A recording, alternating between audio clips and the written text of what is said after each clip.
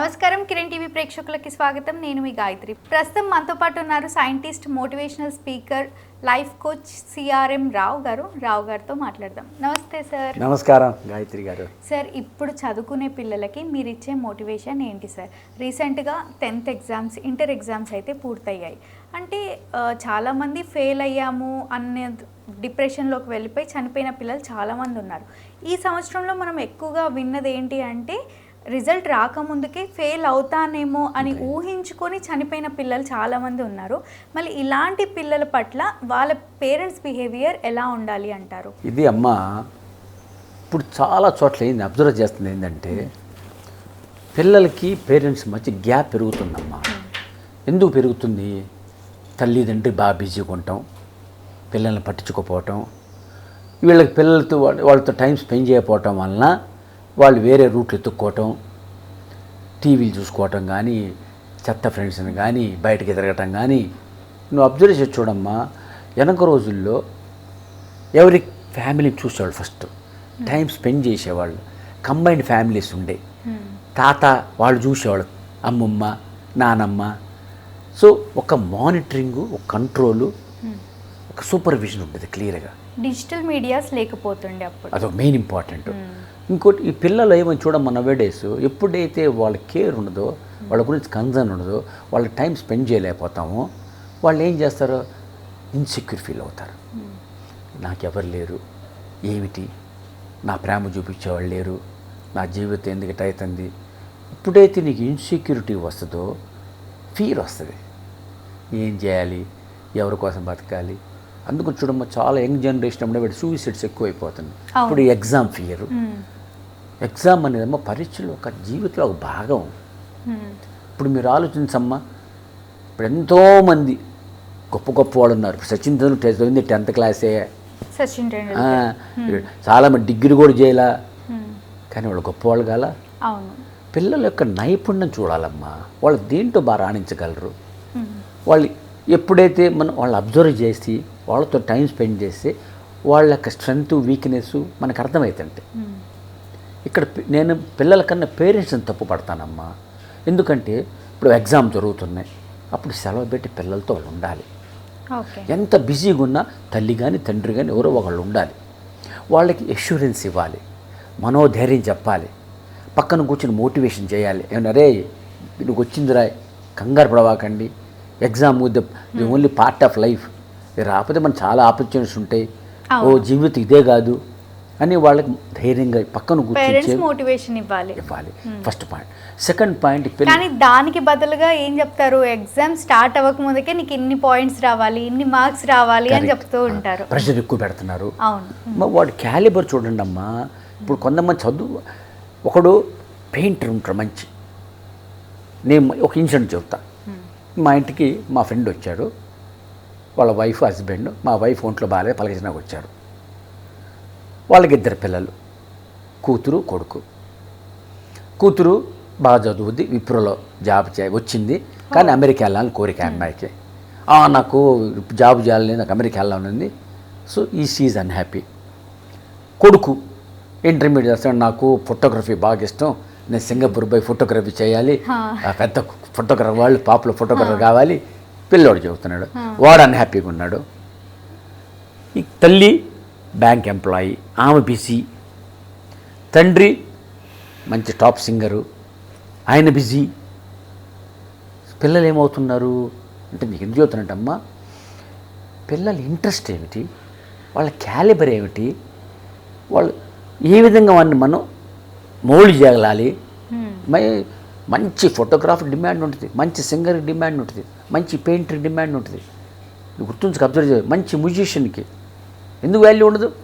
ఖచ్చితంగా వాల్యూ. చూసావా, చాలామంది ఇంజనీరు, డాక్టరు, సైంటిస్ట్ అయితేనే వాడు టాప్ అయినట్టు, లేకపోతే ఐఐటీలో చదువుతున్న గొప్ప అయినట్టు, డాక్టర్ టాప్ చదువుతున్న వాడు మించిన వాడు లేడు. ఇవన్నీ మన ఊహాకథ చెప్తే. ఇప్పుడు తెందుల్కర్ వాడు క్రికెట్ మంచి టాప్ ప్లేయర్, వాడు డబ్బులు రిచ్ కాల, ఎంత పేరు లేదు. ఏఆర్ రెహమాన్ వాడు మ్యూజిషియన్, ఎంత టాప్ వరల్డ్, ఆస్కర్ అవార్డు కూడా వచ్చింది. నువ్వు ఆలోచించమ్మా. ఇప్పుడు దినూబాయ్ అమ్మాని ఎవరు చదువుకోలేనా, ఏం చేశాడు, పెట్రోల్ బంకులు పని చేసేవాడు. ఇప్పుడు అంటే ఎందుకన్నానంటమ్మా, ఈవెన్ మా father is very rich but is not educated much. అంతే.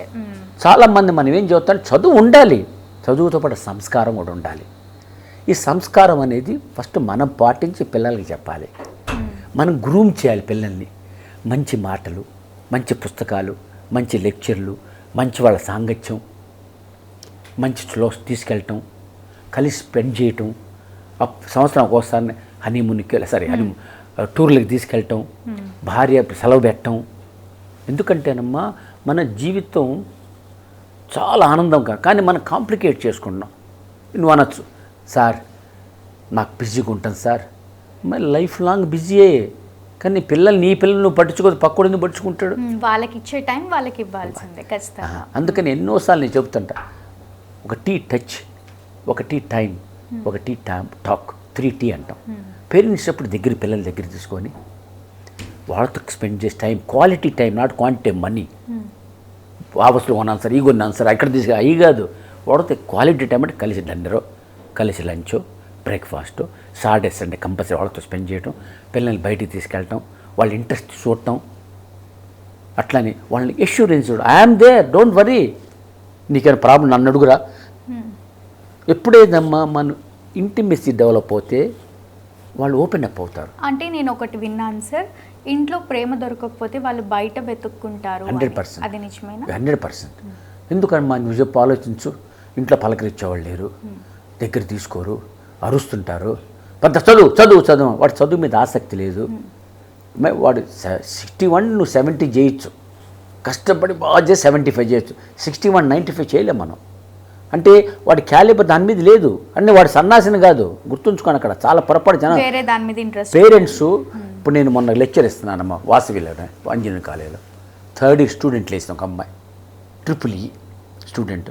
సార్ నాకు అసలు EEE అంటే ఎలర్జీ అండి, మా పేరెంట్స్ ఫోర్స్ చేసి EEE చేర్చారు, అసలుకి I'm fed up with this subject అంటే. నేను అన్నా కదా, అమ్మాయి 3rd ఇయర్కి వచ్చావు, 2nd సెమిస్టర్, ఇంకో 1 ఇయర్ చదువు పూర్తి చేయి, దాంతో మేనేజ్మెంట్కి వెళ్ళి MBAకి వెళ్ళు.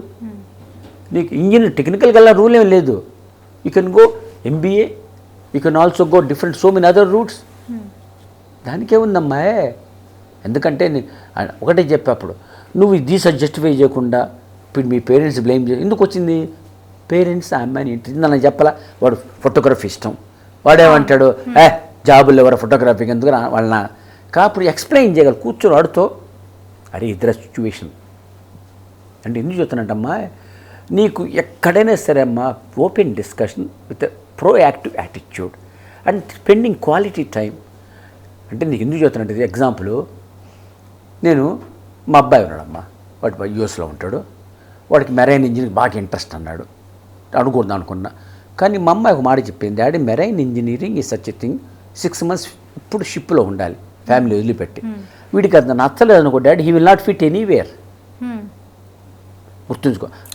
ఎంటెక్ మెకానికల్ బీటెక్ మెకానికల్ చేర్పించు, ఆఫ్టర్ మెకానికల్ ఇక్కడ కూడా మెరైన్ ఇంజనీరింగ్ 1 year ఎక్స్ట్రా చదువుతాడు.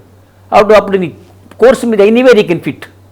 అంటే అది ఎందులో వచ్చింది, నేను మా అమ్మాయి మా అబ్బాయి మేమంతా కూర్చొని డిస్కస్ చేసుకుని మా అమ్మాయి ఒపీనియన్, మా అమ్మాయి నా ఒపీనియన్, మా వాడిని అరే అక్కాయి చెప్పించాలి రీజనబుల్గా ఉందిరా, I think that is better so that you will have a safety network, otherwise you will not fit in ever is a problem. అంటే ఎందుకు చూసినమ్మా, ఎనీథింగ్ అమ్మాయి open discussion with positive attitude. అంతే, నా మాట నెగ్గాలి, నా మాట వినాలి. ఇప్పుడు తప్పాడమ్మా, తప్పినప్పుడు చూడు ప్రతివాడు అరుస్తుంటారు. ఎందుకు తప్పాడు వాడు? చదవకుండా తప్పాడా, కాలేజ్ స్కూల్ బాగలేదా, టీచర్ సరిగ్గా లేరా, వీడి ప్రిపరేషన్ సరిగ్గా లేదా, ఇంట్లో ఎన్విరాన్మెంట్ సరిగ్గా లేదా, వాడి క్యాలిబర్ ఏమిటి? అమ్మాయి అందరూ చదువు టాప్ రావాలి రూలే లేదు, కానీ మనం ఏం చేస్తున్నాం, ప్రెషర్ ఎక్కువ పెడుతున్నాం.